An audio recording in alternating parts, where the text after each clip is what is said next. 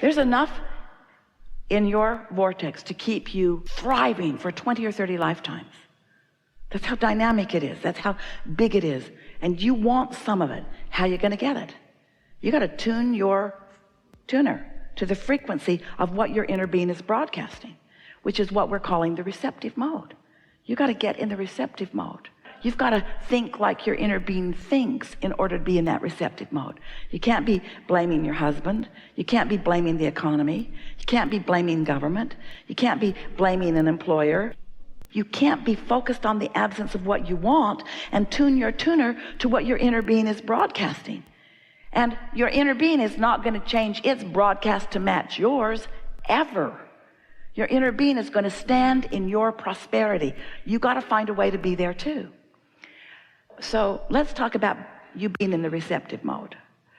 So the receptive mode means you've got your tuner set for something.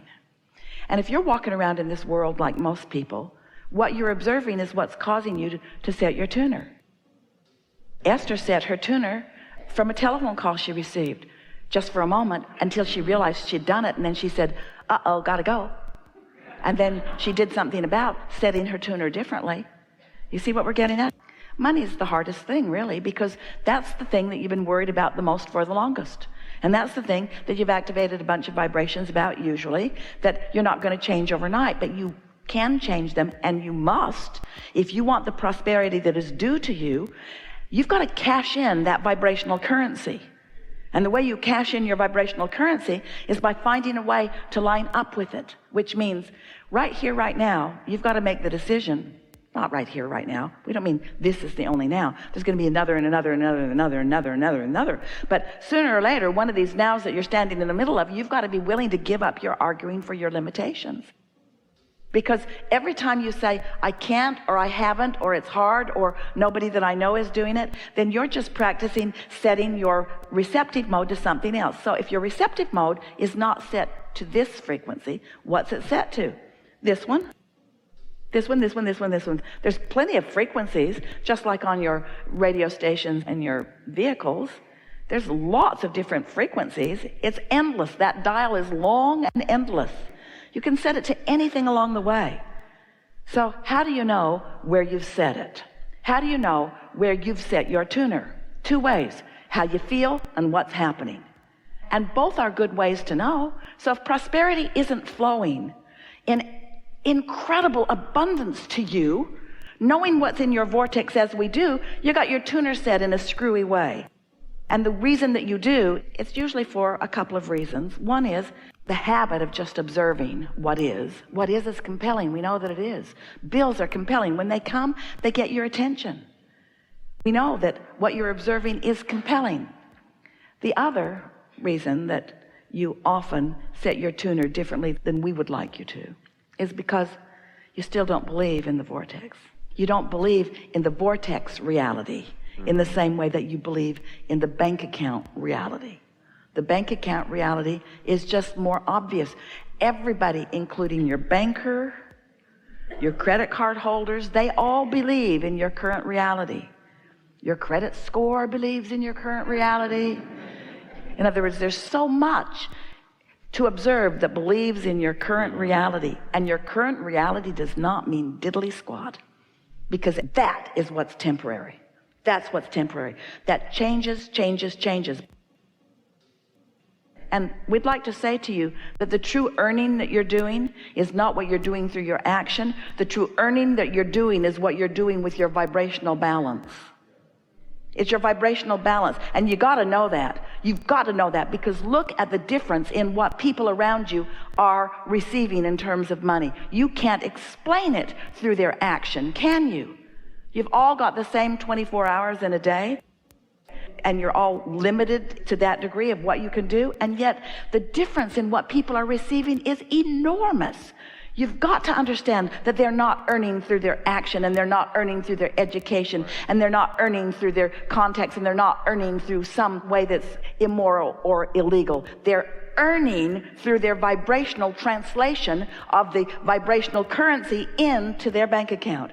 You earn with your attitude. You earn with your mood. That's how you do it. For a long time, we've been talking to you that Creation is about asking, source answering, and you letting the answer in. Step 1, 2, 3. Asking's easy, isn't it? The more delicious life is, often the more things that you want to experience in it, the more experiences you want to have.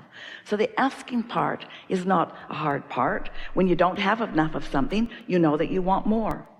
Source recognizes every time you ask. Now here's an important thing that you may not have heard us say before about this step 2. Source knows what you're asking for and only has a vibration about what you are really asking for. So this is interesting. When you feel like you don't have enough money and it causes you just for a moment to send off a rocket, I would like more money, meaning I want more freedom, I want more experience. Your inner being becomes the essence of the freedom and the essence of the experience. Your inner being extracts from that vibrational contrasting experience what you do want, because that's what your inner being does. Your inner being never focuses on the drama or the trauma or the trouble or the lack, ever. So from your synthesis of life, you've never heard us say that before, have you? From your synthesizing of life, you are emitting pure desires that your inner being is recognizing, focusing on, and taking as inner being point of attraction. Now, do you accept there's you and your inner being? Do you accept that your inner being is offering a vibration and that law of attraction is responding to your inner being's vibration, just like law of attraction is responding to yours? So when you ask for more prosperity, your inner being immediately becomes the equivalent of more prosperity. But if you don't immediately become the equivalent of prosperity vibrationally, as in being optimistic or anticipation, then there's a vibrational difference between you and your inner being, and that's when you feel doubt or fear or worry or jealousy or anger or whatever those feelings around money often are. So the good news here is that your inner being has become more prosperous every time life has caused you to seek more prosperity. But you've got to find some way of syncing up with the way your inner being feels about this. And when you do, now there's no contradiction in your vibration. There's no tug of war going on. Now you and your powerful inner being are standing in the eye of the vortexual hurricane that law of attraction is causing around you, and more money is coming to you. But in your anticipation, positive anticipation, you're letting it in. You're not keeping it out. Now that's just the law-based explanation of how the money comes to you. Now another way that we are wanting to explain this to you is that when you feel good, you're in sync with your inner being. And when you're in sync with your inner being, that means you're in what we're calling the receptive mode of what your inner being has already amassed and attracted. So if you can accept the prosperity that your inner being already is, then you can be the receptive translator of that vibrational prosperity into the manifestation of what you want. The first thing that we want to ask you is, do you think you are more often in a place where you are thinking about and feeling about money, or thinking about and feeling about not enough money? Because every subject is two subjects, what is wanted and absence of it. And so you can answer that question by knowing if you feel optimistic or worried, if you feel eager or angry, or eager or frustrated. In other words, you can tell by the way you feel whether you're thinking about money in the way the source within you is thinking about it for you, or whether you're thinking about it in a different way. Now, here's another way that you could look at this. We know, if you've been listening to us at all, you've heard every bit of that before. So no new news there. We're going to keep talking until you hear some new news. Because until you find another way of looking at this, nothing's going to shift in you. And unless something shifts, then your experience can't change. So that's what we do. We keep coming at it from another direction and another direction and another direction until suddenly you have an understanding, and then you feel different. And when you feel different, then you attract different. And when you attract different, then you experience different manifestations. So that's the whole objective here in this really important topic. We wrote a book called Getting into the Vortex because we wanted to make this vibrational version of you something that felt more real to you. Because you can't see it or hear it or smell it or taste it or touch it. This non-physical aspect of you that exists, that is attracting the things that you are asking for to this specific vibrational context that you now have ready access to. This is a reality, but because you can't translate it yet through your eyes and ears and so on, then you often see absence of money rather than presence of money, even though there is a vibrational presence of money. So then you say, and we don't blame you, we get what you're saying, Abraham, how do I turn these thoughts to things?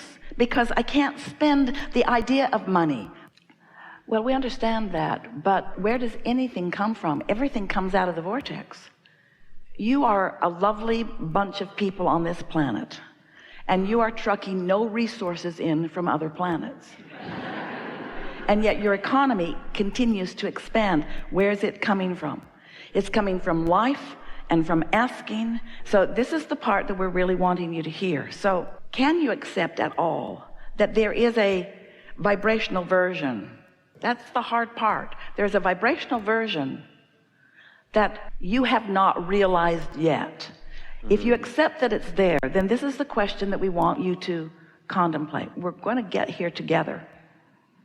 If it exists in vibrational form, how does it become a reality? How does the idea of prosperity translate into something that is in my bank account? How do I turn those vibrations to those thoughts, to those things? How does that happen?